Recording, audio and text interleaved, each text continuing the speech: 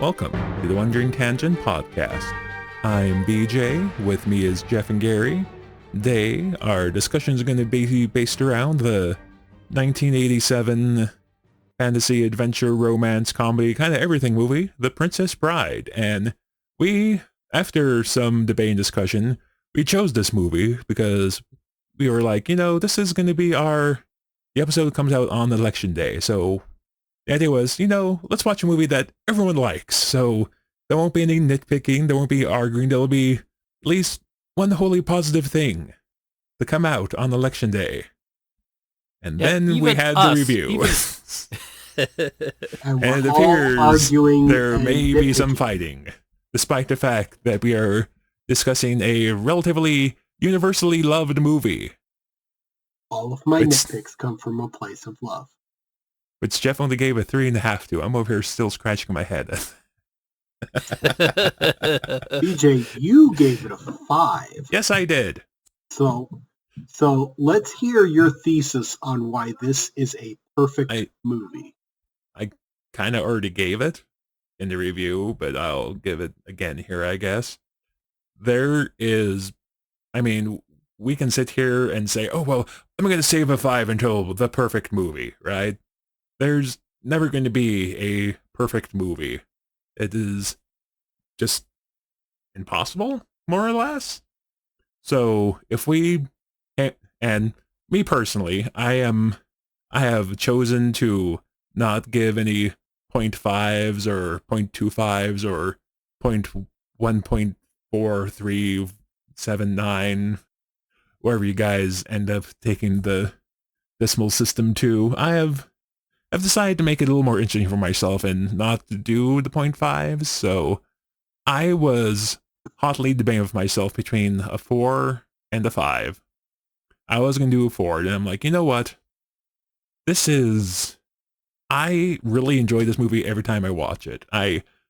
Outside of maybe a few nitpicks, there's nothing I can point out really wrong with it, so if I don't give this movie a 5, is there really any movie I can give a 5 to? So instead of chasing what I think is going to be the somewhat legendary, not really able to attain, quote, perfect, unquote, movie, I'm going to break the seal. I'm going to be the first 5, which is kind of funny because looking at I don't know if you guys know this, but on the Google Drive, I keep track of the points everyone gives.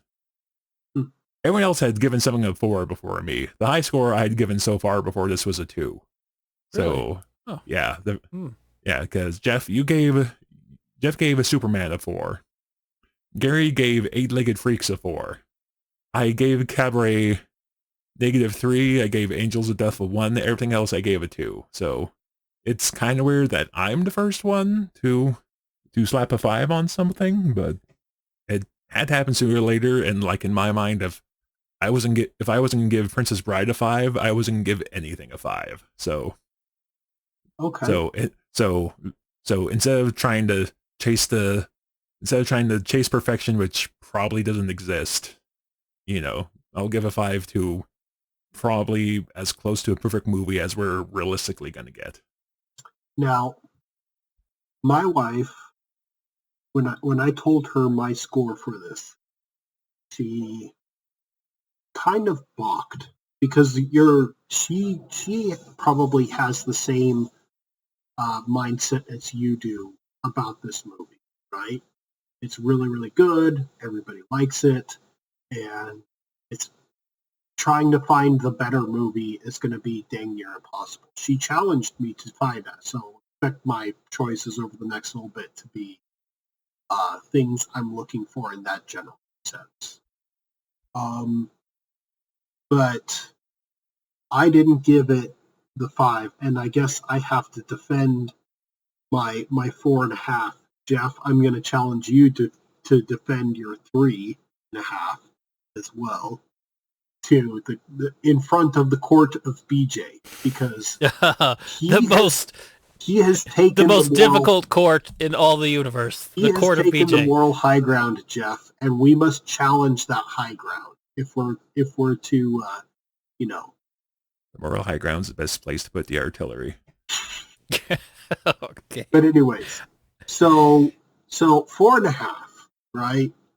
Now, the only thing that I had nitpicks, and they're small nitpicks. They're minuscule, but I was looking at those and it bothered.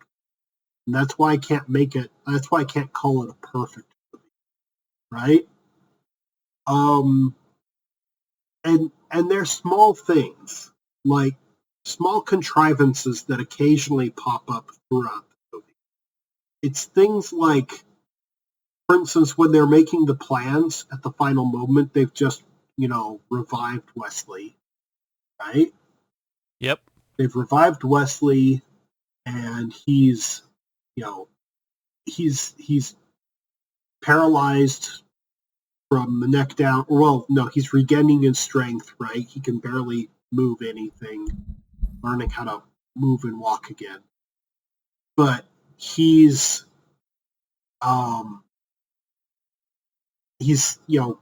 given what resources they have to accomplish the tasks that they want to, and he says it's impossible. And then they're like a little crestfallen, and he says, maybe if I had this item, and they're like, but don't we have that item?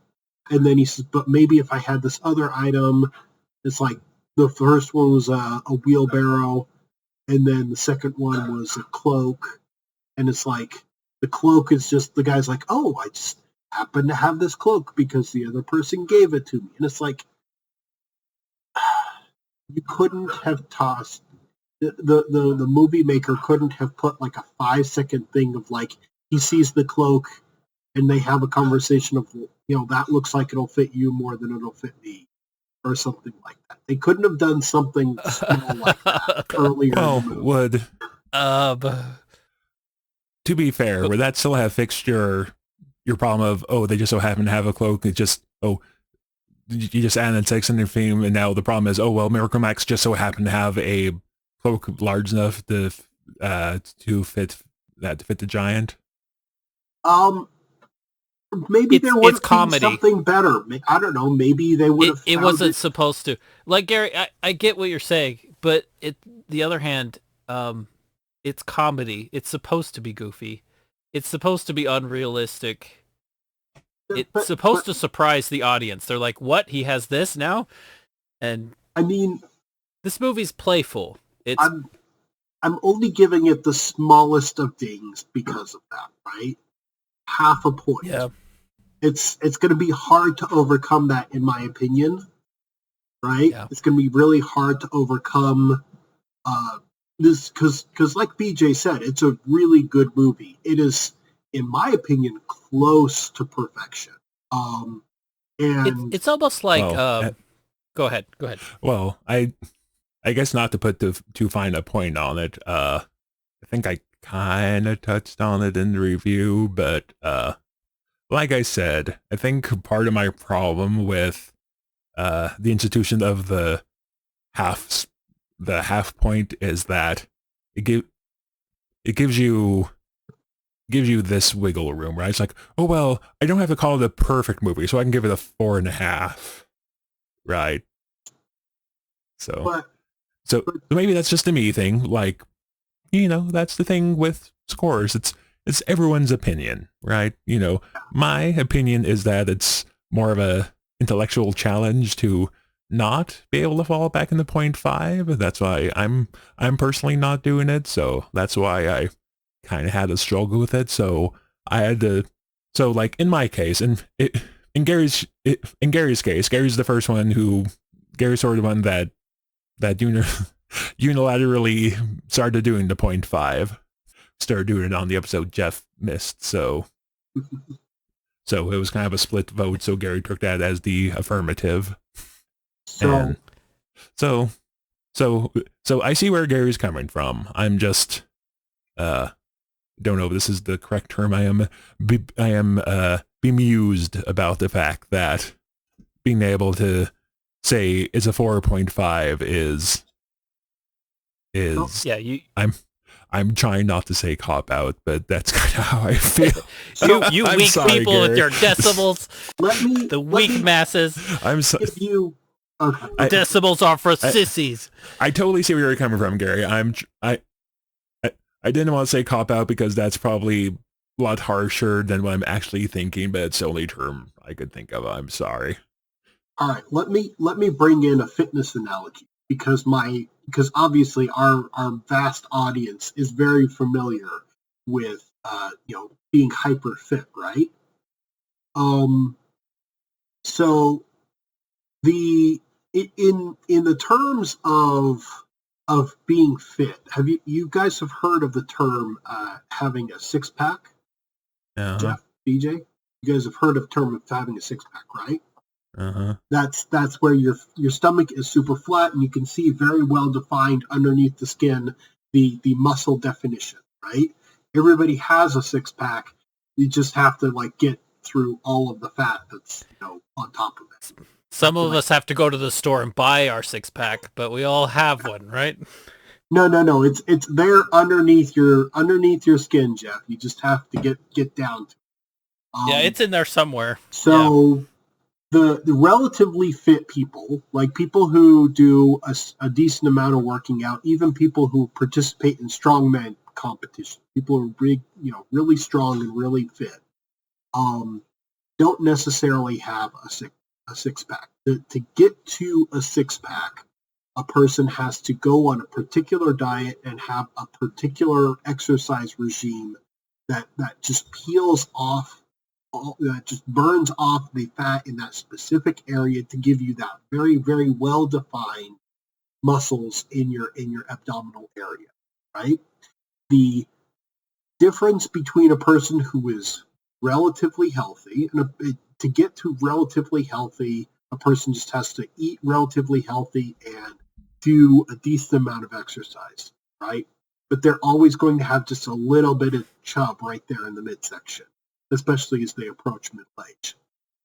To get to the six pack, the amount of effort that's going to have to be put is extraordinary. Like you're seeing people who have to go to the gym for multiple hours a day, and it goes from people who go for just half an hour to 45 minutes every few days, to people who go for multiple hours a day and who eat very specific diets. They can only eat very chicken breasts and rice and Gary? veggies, and it's no. I'm coming to a point here. Don't worry. Okay, because BJ's got his timer. He's gonna pull it out. It's I was gonna say we have, both me and you have interrupted Jeff for tangents about this length, so I'm just trying to be fair. There is a point, right? Actually, I was about to get to the point. The point is for me, the difference between a good movie and a perfect movie is just like that. The difference between a person who's relatively healthy and a person who's got a six pack. Even though the difference is small and tiny, it's the amount of effort that a director and crew and all the writers and everything is going to have to put in to make it from 4 to 4.5 to 5 it's increasingly more and more.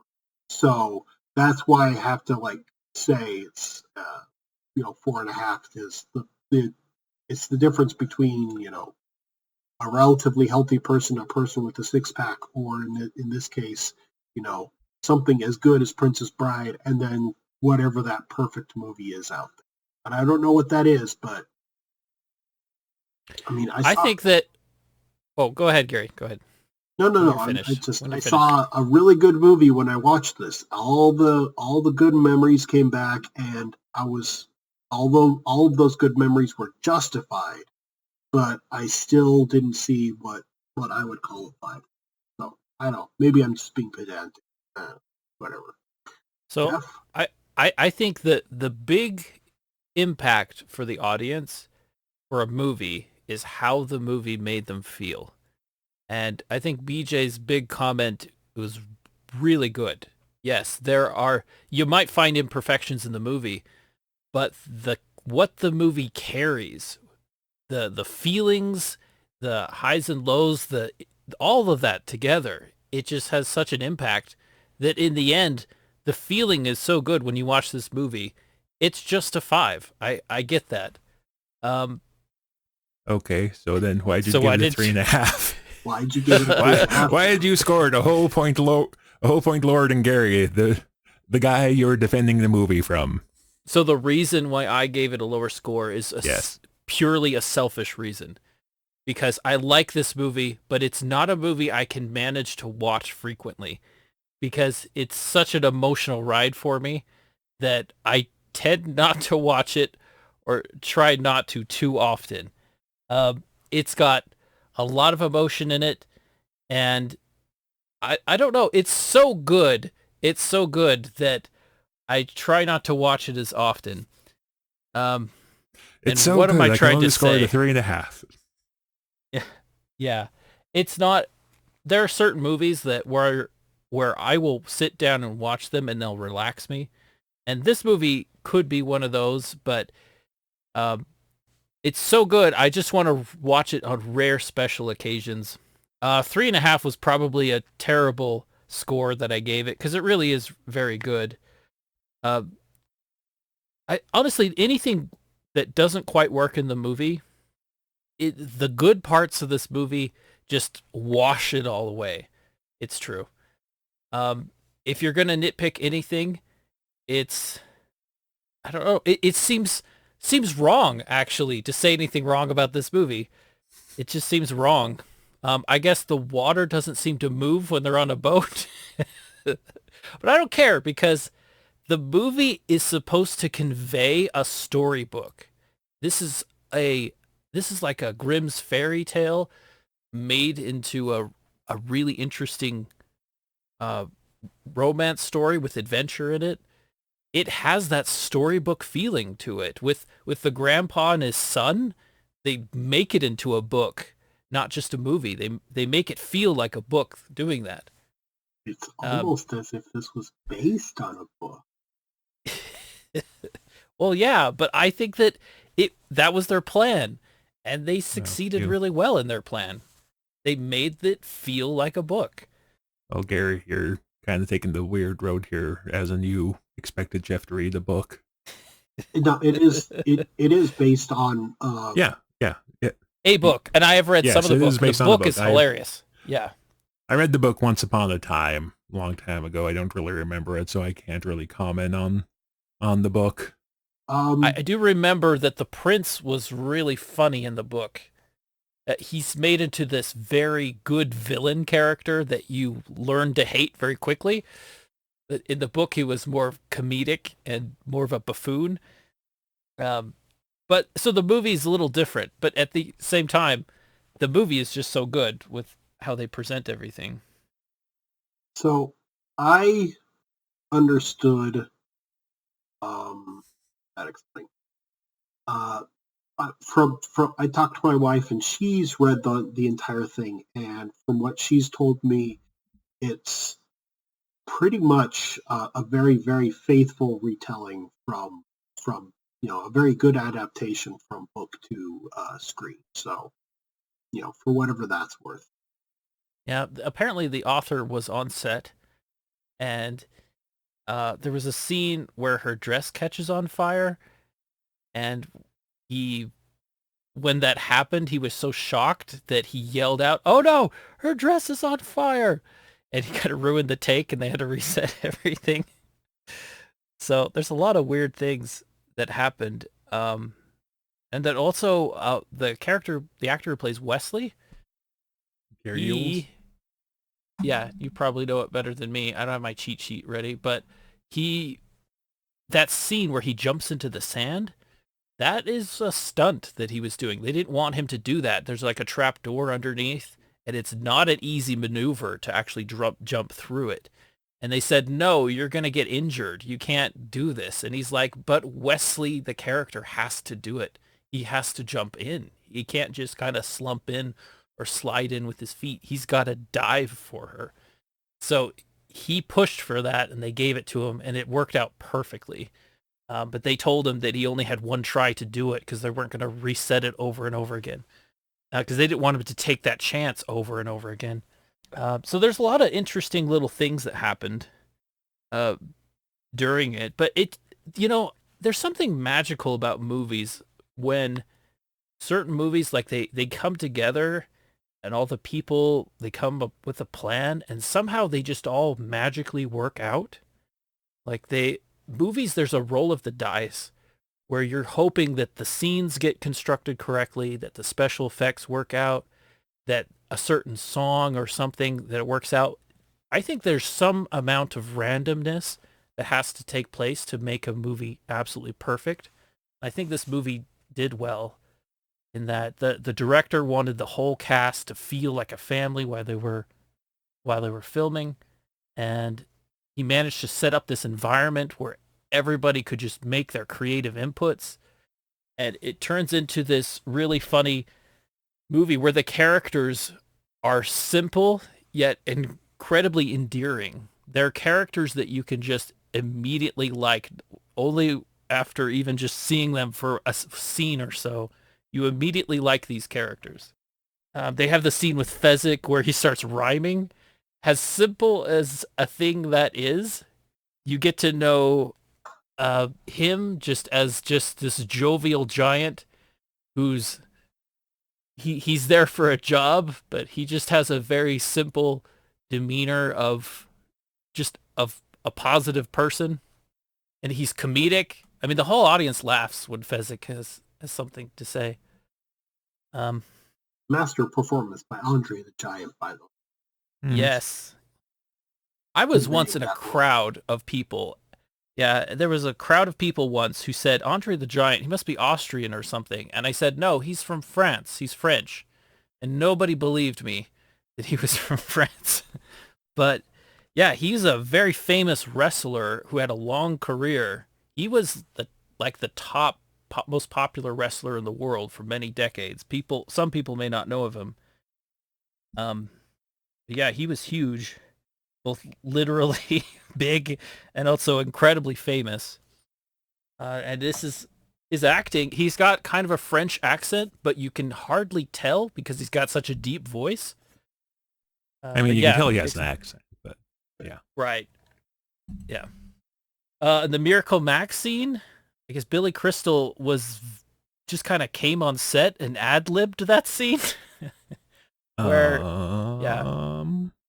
At least that's what I heard. Maybe I've heard wrong, but you may have heard wrong because I'm on the Wikipedia page and quote, Billy Crystal and Carol Kane spent time before traveling to England to work out the backstory between Miracle Max and his wife to develop a rapport for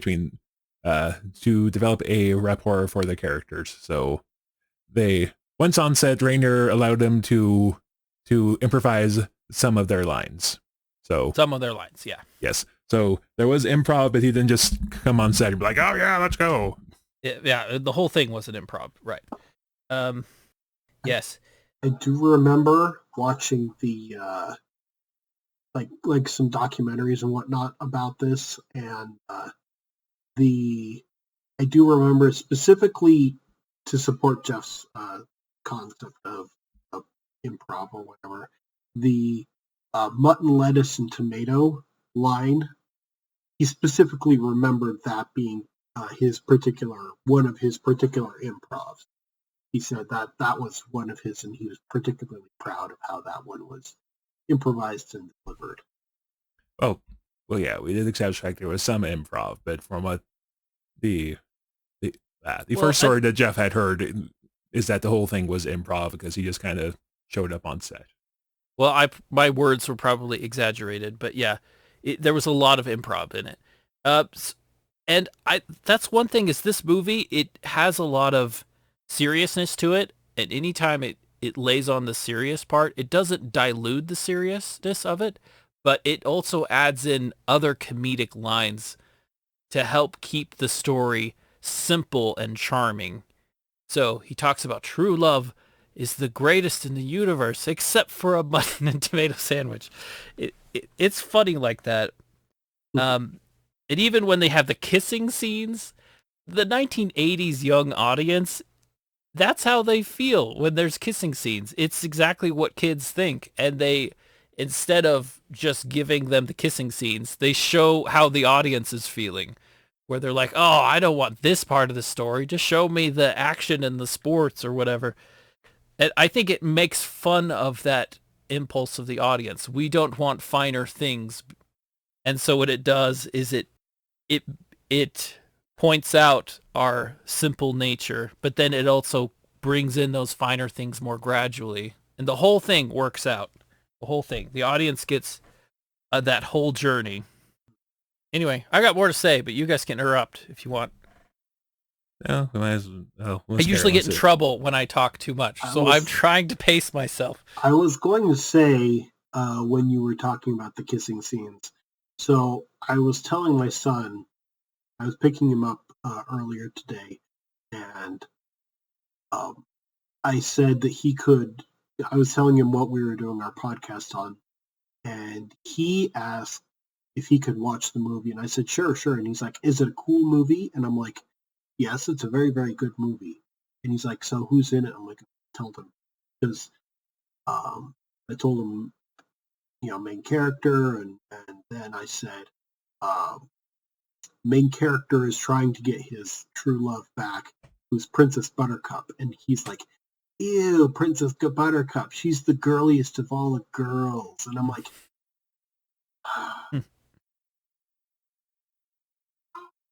so so I just had to sigh, and maybe I thought originally that he was in temperament he was very close to the young boy, but maybe he just is, Yeah, no, action and your son might be a bit younger than the young boy in the movie, so he is not of the age where romance is not like remotely interesting. So yeah, we gotta. I mean, everyone's a critic. He might appreciate some of the other stuff, and it's great how the movie perfectly plays into that. And we can move on unless you guys have something to talk about. No. I was thinking about one thing, but Go ahead. So this is kind of in relation to the movie, but not really what we were talking about. I will tell you guys the thing that pushed me over from giving a 4 to a 5. I was watching the movie with the subtitles on, and in the closed caption, they do the marriage scene with the priest, the marriage. They phonetically do the priest in the captions. So it's like marriage, so it's like MAWWAGE. Marriage is what brings us together today. So it's like all W's and like the closed caption. Like, okay, if they cared enough to put this many W's in the closed caption, this movie gets a 5. Forever. Now, I just want to know where he was getting that from. Any news on that, or any info on that one, BJ? Do you know? I'm not seeing anything right on the Wikipedia page, and I didn't have time to watch making of. I just watched the movie this morning, so I am not as up to date. It's such a simple thing, yet there's nobody that doesn't laugh at the moment that happens. I think this movie delivers the unexpected a lot. There's a lot of things you expect to happen, and then it just does something completely different. Now, I don't know. My wife, go ahead, Gary. My wife was like questioning Carrie Ewells for a second about whether or not he was British. He is. Yeah. And I had to bring up another movie. What is it? Robin Hood Men in Tights. Men in Tights, yeah. Where he says he's the. Unlike other Robin Hoods, I am actually English, or something like that. I have an English accent. Yeah, that was it. Because was it in Robin Hood Men and Thieves? Kevin Costner. Does he try to do an English accent, or like he No. doesn't even No, try? he doesn't even try. It doesn't, which is smart. Don't Yeah, try an accent unless you can really do it. Yeah. I was gonna say, to be fair, he's not the only other one. He's not the only one that did that, because in Hunt for Red October, like Sean Connery is just Sean Connery. Not even trying Yeah. to do a real Russian accent. No, Yet he people just, can I'm still Sean like Connery. the role, so long as they just do the role in an entertaining way. I read this book. Your conclusions were all. We need to watch that movie at some point. Okay, can But I maybe ask a... That'll be the point where I give a movie a 5. I don't know. I'll have to rewatch Yes, Jeff, it. go ahead and ask. Can I dive into a little bit of philosophy? Just a little bit. I'll try not to overdo it. You guys can dial it back if it gets too scary. Let me Okay. get my phone. Open the timer. Let's have some sort of limitation. You've already Otherwise, had one runaway tangent, and so have I. It's time to put the timer. I had a runaway tangent. I guess I probably did. Yeah. I would say, do you want me to time it, or do you want to time, or do you want to? This is not really long. It's more of a question. Like okay. It says at the very beginning that it talks about go.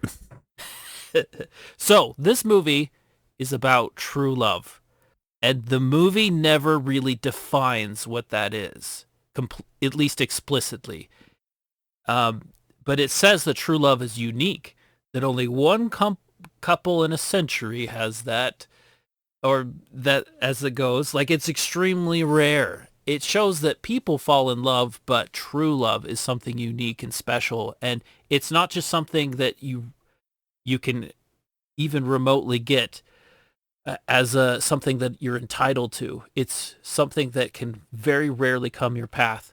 And it doesn't describe what it is, it just describes how deeply they feel about each other. But I think there is some hints at the beginning of the movie in that the true love starts as Wesley gives the famous line. He says, she asks him for things, and he says that line, which is, "As you wish." And I think that is the clue of the movie, of what true love is. It's Wesley simply not just wanting to be with her, it's wanting to serve her, wanting to do what she wishes, wanting to provide for her, however you describe it. But I think that's what it is their bond comes from their innate need to make each other happy.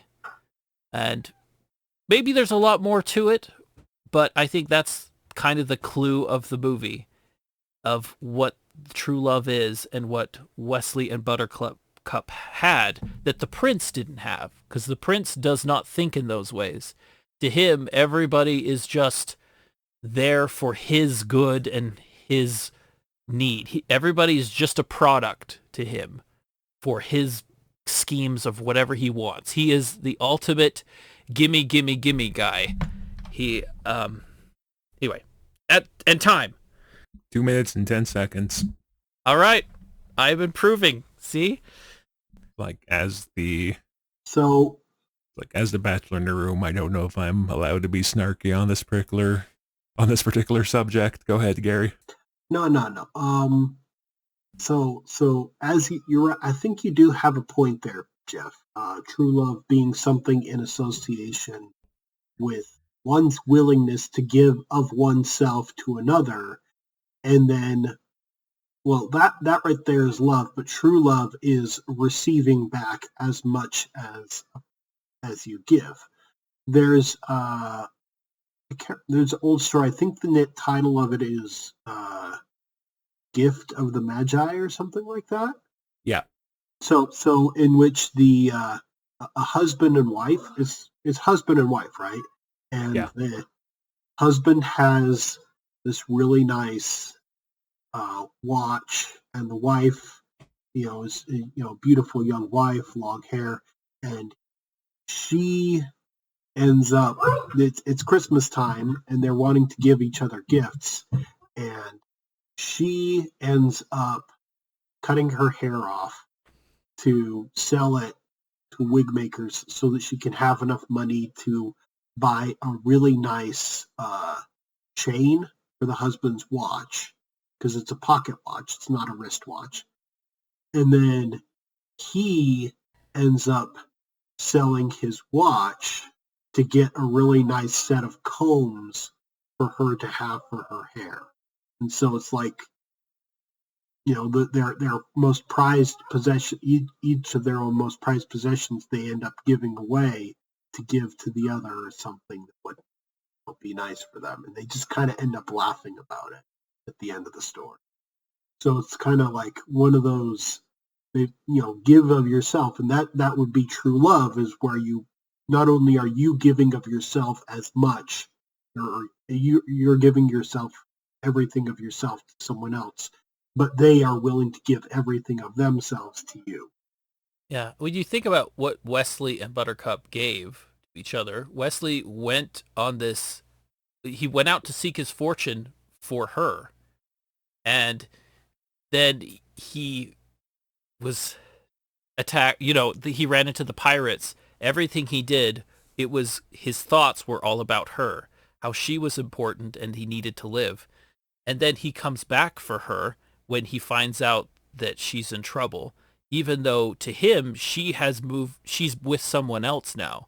Still, he comes back to save her, and you don't really know the background. I am filling in things here that the movie doesn't say, that I'm implying, and I fully say that. But this is what makes sense to me, is that perhaps somehow his spy network, somehow he learned that she was in distress, that the prince was going to marry her. Perhaps he even knew that this prince could use her as in a scheme to start a war he wanted. Who knows how much he knew, but somehow he knew that this was the time to come back for her. And he keeps himself disguised to find out more about her and how she really feels. He doesn't know if she still loves him. And that's my opinion. I'm not claiming it's correct. You guys might think differently, but he's still trying to protect her despite everything. And then when they're all together, he gets an opportunity, and he keeps on trying to help her. She always loved him. Even though the prince forced her to do this, she never stopped having him as the center of her thoughts and everything. And so it shows how much they give to each other. And I think that is what I think this movie shows. It shows the difference between true love and what the prince wanted, which was something the opposite of true love, where all the relationships he had with people, not just with her, but the other people, everybody he treats terribly. And his minion guy, who is the Count something? Count Rugen, his chief minion, he's just outright cold. He's got no emotion in him hardly at all. He even struggles to crack a smile.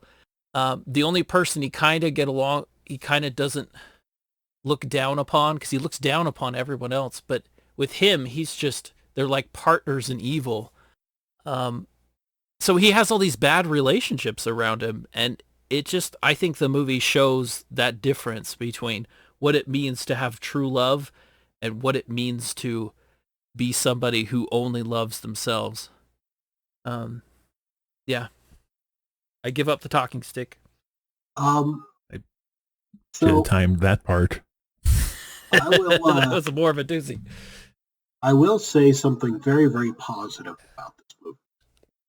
In that the character arc, to move away from the true love character arc and to move into something else, I will say that the character arc of Indigo Montoya is probably dang near perfection of a character arc in a movie. In that, he moves through this entire thing, and you get a most satisfying end at the end of towards the end of the movie, where he finally achieves everything he wants, and it ends up not being very hollow to him. Admittedly, he says, now there's not much left for me, now that I've done this thing, but he still acknowledges that it wasn't time wasted. He finally, gained what he wanted. in the death of Count Rugen, who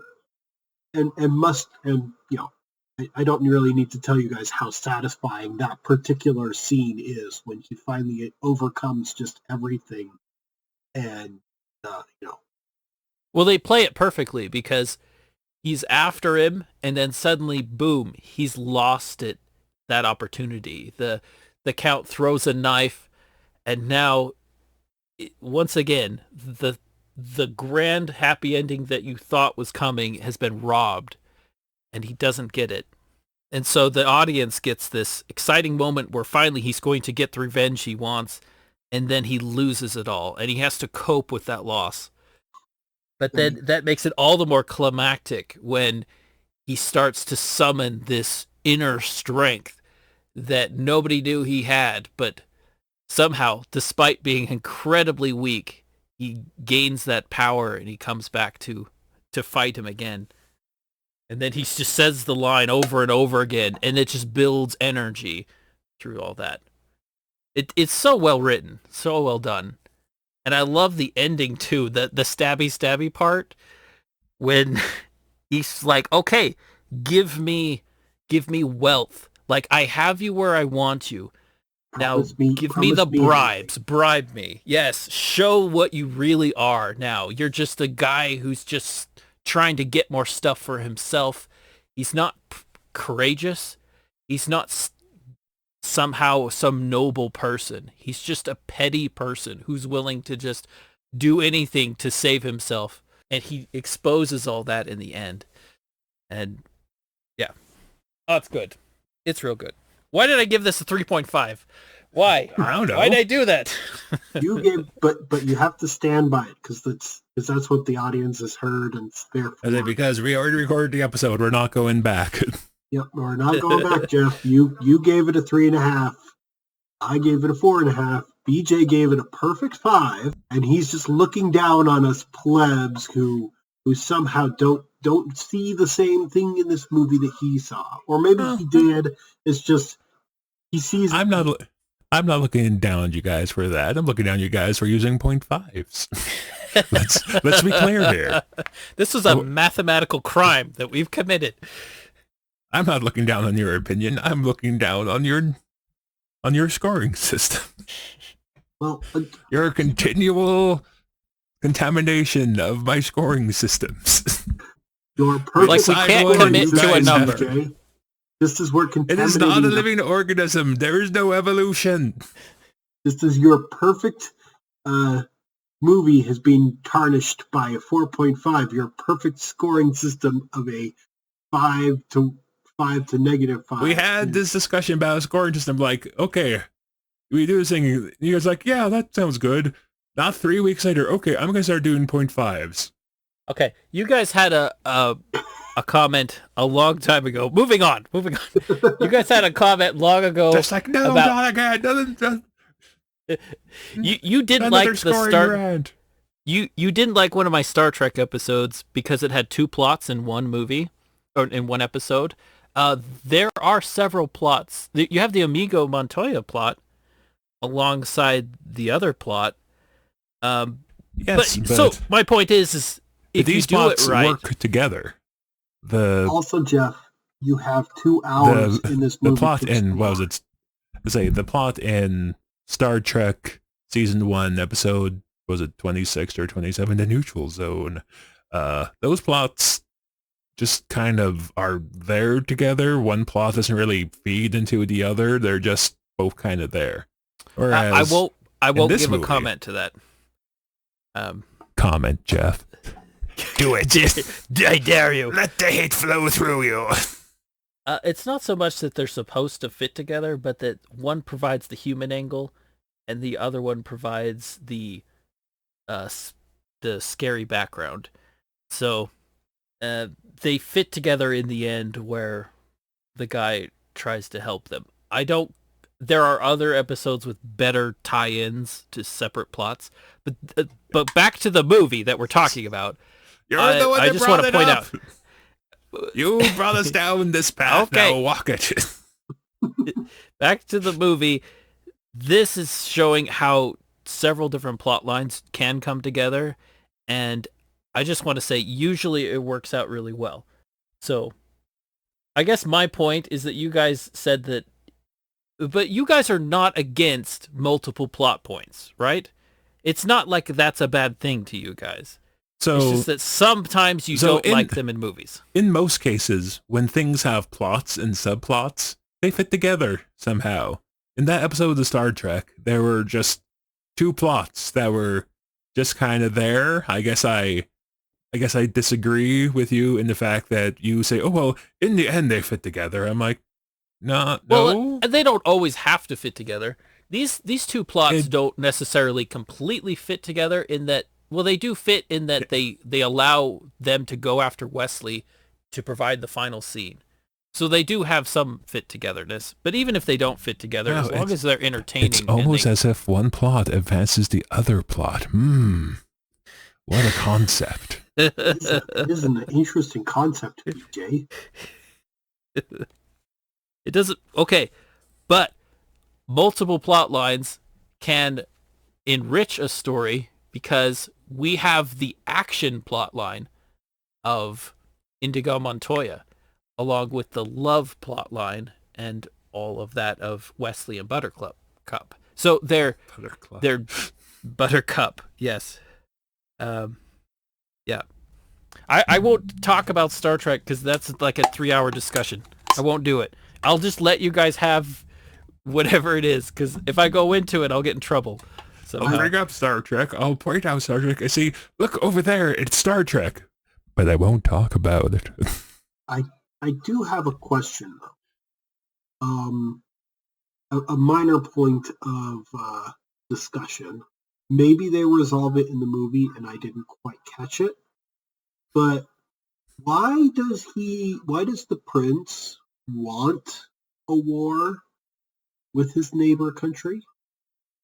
Yeah, they don't really fully establish that. Because he's a fairy tale evil prince. Yeah. He does want the war, probably to get land, but they don't really outright tell you. But I guess he probably wants the spoils of war. What? He thinks it's a good time to go kicking some doors, conquer some castles. Yeah. Why does the prince why is there a forest which is so full of thieves, it is known as the Thieves' Forest, allowed to exist outside of, there might be assassins after my bride in there. I guess that means we should go clean out the Thieves' Forest. I know, and they cleaned out the Thieves' Forest. It's a big job, but they just do it within like a few days or something. So they could have destroyed this forest at any time, but it wasn't a big deal. And that's probably because the prince actually doesn't care about the Thieves' Forest whatsoever. It's not really a significant thing to him. He's just destroying it for the sake of publicity at this point. But Jeff, also you got to remember, it's also like within a minute's walking distance of the village, which is right next to the castle. So that's kind of weird. Why is there this weird like stronghold of thieves that are right next to the village that's right next to the castle? Everything's within like 5 minutes walking distance of each other. So well, it's just where all the poor people go, or the outcasts of society go, is the Thieves' Forest. But they don't really go into a lot of detail there. But that happens to also be the place where the three people plotted originally, where Vicini went to pick up some people for his escapades. Oh, that's the thing about a storybook quality. Actually, that's only where he found Indigo. He said he found Andre in Greenland. In Greenland. That's true. So, go ahead. Does that mean it's set here on Earth, or is it just like a different fictional country? I mean, world? They also mentioned the fact that Indigo is a Spaniard.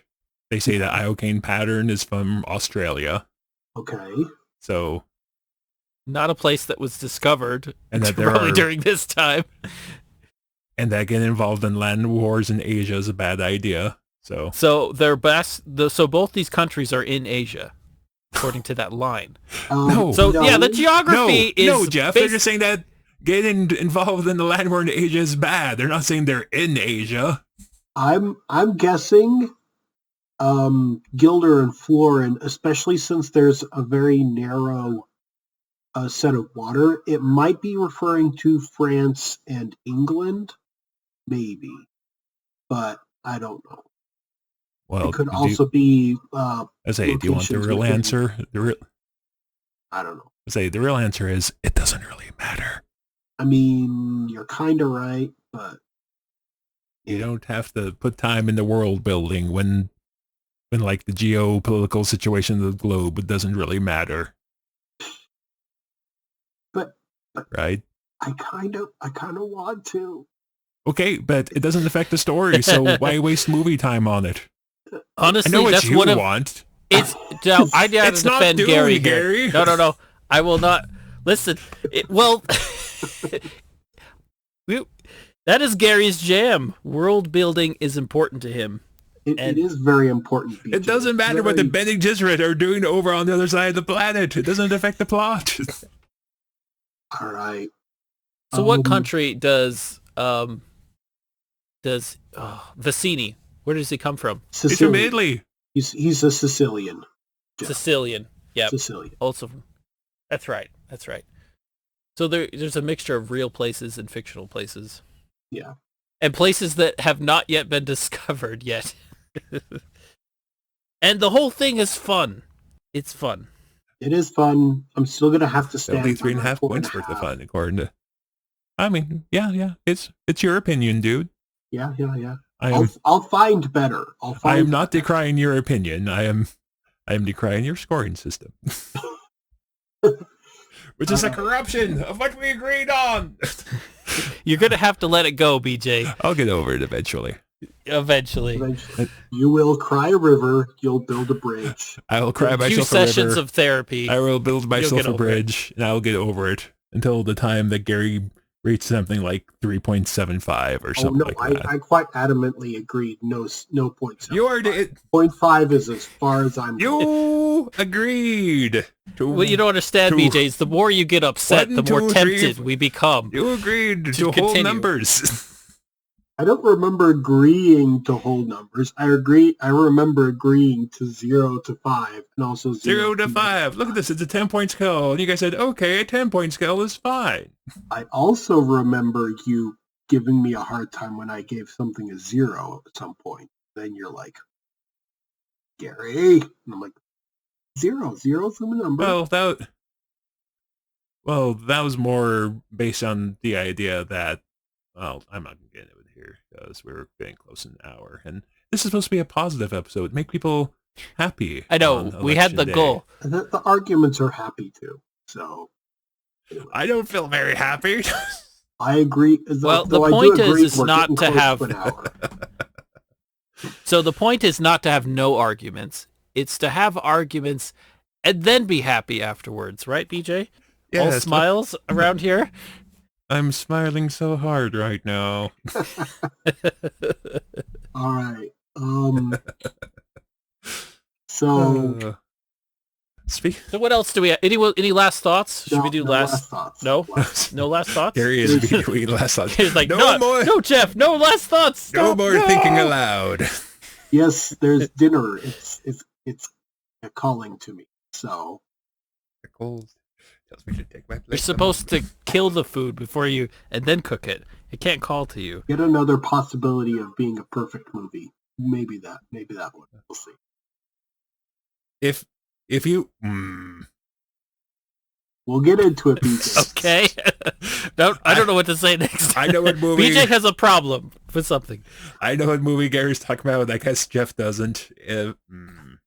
I don't know what we're talking probably about. not, BJ. You're right. Probably not. It's like, and I don't think anyone listening knows what that. It's like I guess we'll get there if we get there, but words will be had. I will have a problem with that opinion, I think. Anyway, I'm glad you two are having a good time. Okay. Whatever you're talking about. Should we move into end segment because I don't really have anything else to say. Jeff, please, if you're going to Well, say the end anything, segment's usually clothing thoughts, and you vetoed that. Yeah.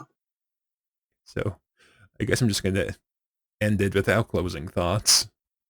Happy, in air quotes, election day, everybody. Hope this was at least a little entertaining on a day which I'm sure is going to be less entertaining, but hey, who knows? Maybe we'll be wrong and they'll be able to count the votes in like one day or something. Haha. Yes, we recorded this weeks before this day, so we have no idea what has happened. I'm sure it went swimmingly and that there's no kerfuffle whatsoever. And everybody is like, well, that's the process. That happened. That happened. My candid Let's go lost. sing Kumbaya. Well. Everyone should hold hands. I'm sure that's exactly in a circle. Gary is about to reach through. We're all happy to just be here on Earth and to be alive. That's all that matters. Yes, because there's food. Gary's like, stop talking. Stop talking. I want to eat. All right, good movie. That's why you eat something before the podcast, Gary. Even though I guess if Gary didn't have to go eat at the end of every episode, we'd go back to like 3-hour episodes or whatever. But anyway, I'm BJ. With me is Jeff and Gary's appetite. I guess we will see you next time. I'm looking at what we're watching next time, and oh boy, that's going to be a fun one. Bye!